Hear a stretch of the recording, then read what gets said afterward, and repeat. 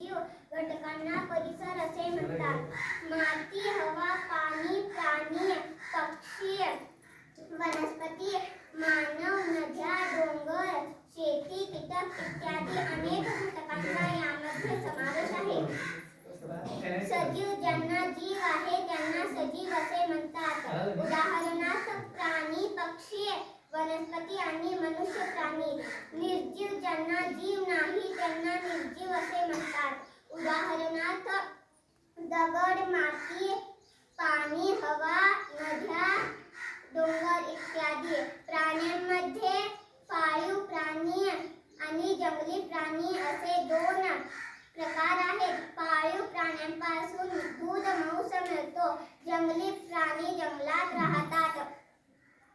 आहारावरून प्राण्यांचे शाकाहारी, मांसाहारी आणि मिश्राहारी असे वर्गीकरण केले आहे. झाडांच्या मुळे परिसर शुद्ध राखला जातो.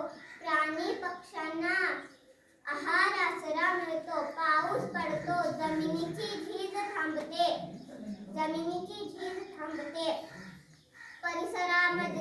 परिसरामध्ये असणारा हवा हा निर्जीव घटक असला तरी सजीवांना जगण्यासाठी उपयुक्त असा प्राणवायू हवेमध्ये आहे. वनस्पतीच्या वाढीसाठी हवेची गरज आहे.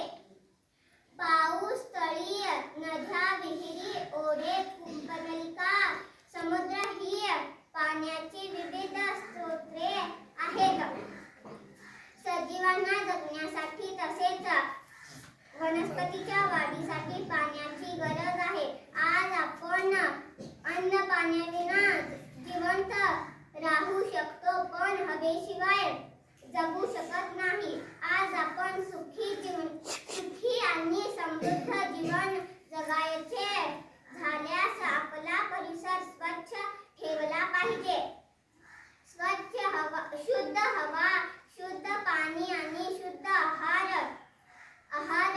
या गोष्टी आपल्या जीवनात फार महत्त्वाच्या आहेत.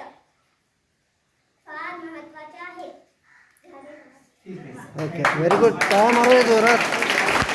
वेल डन, व्हेरी गुड.